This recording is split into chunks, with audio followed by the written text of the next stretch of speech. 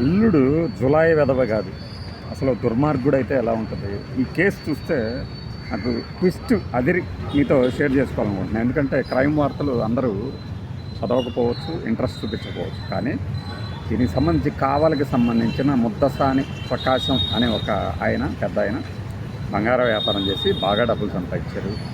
కుమార్తెని ఒక మంచి వ్యక్తి పెళ్లి చేయాలనుకున్నారు. యథావిధిగానే ఆ మంచి వ్యక్తి కాస్త చెడ్డవాడిగా మారాడు. అది కూడా ఎప్పుడంటే వాళ్ళ ఇంట్లో ఒక శవం లేచిన తర్వాత తెలిసింది.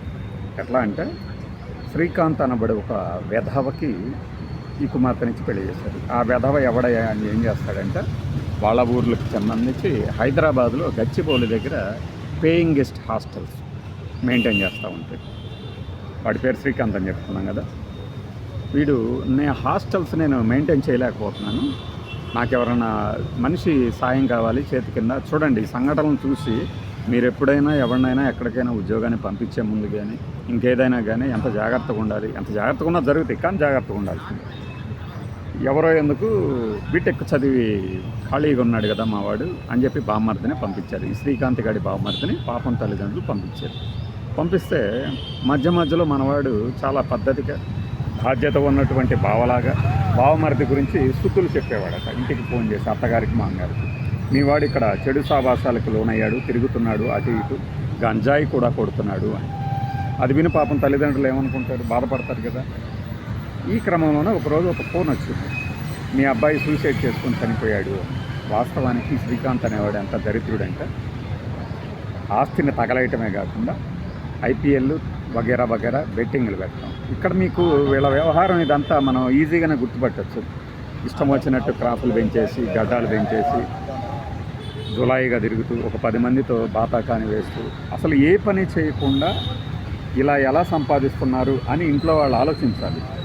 అంతేకాని వాడేదో సొమ్ము తెచ్చి పెడుతున్నాడు కదా అని వదిలేస్తే ఎలాంటి ప్రమాదకరంగా తయారవుతాడు. సొసైటీకి కాదు, కుటుంబాలకు కూడా తయారవుతాడు.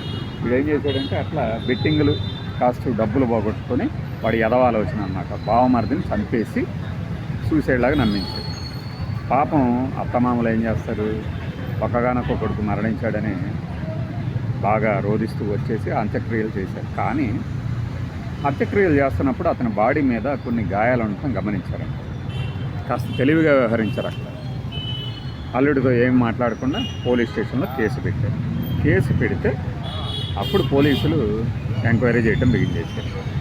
ఏం తేల్చారంటే వీడే చంపి, ఎలానో తెలుసా, కడపకు సంబంధించినటువంటి ఒక గ్యాంగ్ని సుపారీకి మాట్లాడుకుని, మనం మామూలుగా మనకి సంబంధించిన వాళ్ళ మీద ఏదైనా ఒక చిన్న పగ తీర్చుకుందాం, ఒకటి పలన్నా పగలగొట్టిద్దాం, ఒక నాటు కర్రతో ఒక 10 రోజులు లేవకుండా ఉండేట్టు మరి బీభత్సమైన ప్లాన్లు కూడా కాదు. అలాంటివి చేయాలంటేనే ఎవరిని సంప్రదించాలి అనేది ఆలోచనలు వస్తాయి కదా, అర్థం కాదు. కానీ ఈ జులాయి వెధవలకి ఏంటి, ఎవ్వడు ఎలా అయినా సరే పరిచయం అవుతాడు. అలా ఆ సుపారీ గ్యాంగ్ని తీసుకొచ్చి ఇక్కడ మర్డర్ చేయించారు. మర్డర్ చేయించి ఈ మర్డర్ కనుక మర్డర్ చెప్పరండి, టార్గెట్ ఏంటి, మోటివ్, బావమరిది కనుక లేకపోతే కాస్తంతా పెళ్ళానికి వస్తుంది, పెళ్ళం దగ్గర నుంచి మనం లేపేయచ్చు అనేది. ఇది ఎదవ ప్లాన్. ఈ ఎదవ ప్లాన్ని పోలీసులు ఎట్లా పసిగట్టారో చూడండి. చివరికి ఈ విషయం కనుక్కున్నారు. మరి వీడిని అరెస్ట్ చేసాం, గ్యాంగ్ని ఏం చేయాలి, అక్కడ పోలీసుల తాలూకు చాకేసుకం బయట పెట్టారు. రే మా అత్తమామలు కూడా వచ్చారు, రండి వాళ్ళని కూడా వేసేయాలి, మీకు ఇంకా సుపారీ ఇస్తా అని వాడి చేత ఫోన్ చేయించి వచ్చి రాగానే లటుక్కని పట్టేసుకొని బొక్కలో తీసి మక్కిలెరగ తీసే పనిలో పడ్డారన్నమాట. ఇది ఒక అల్లుడి తాలూకు దుర్మార్గం. అల్లుడి చేత ఇంటెద్దు చాకరీ చేర్చుకునే అత్తమామలకి ఆ అల్లుడి విలువ ఇలాంటి అల్లుళ్ళు ఉన్నప్పుడు అర్థమవుతుంది. అరే ఇంత దరిద్రులు ఉన్న చోట మా అల్లుళ్ళు ఇలా ఎంత మంచివాళ్ళ అని. అలానే కూతుర్ని 4 పీకి ఇంటికి పంపించడమే మా అల్లుడు చేస్తున్నాడు, అంతకు మించి ఏం చేయట్లేదు కదా అని కూడా అనుకోవచ్చు. నేను చాలా లైటర్ వేలో చెప్తున్నాను. కానీ మనము ఈ రోజుల్లో ఆస్తి కోసం ఎలాంటివి జరుగుతాయి అనడానికి ఇలాంటి ఉదాహరణ అన్నమాట. మనం అనుకుంటాం చాలా సన్నిహితంగా ఉంటున్నారు కదా, మన తోబుట్టువులే కదా అని.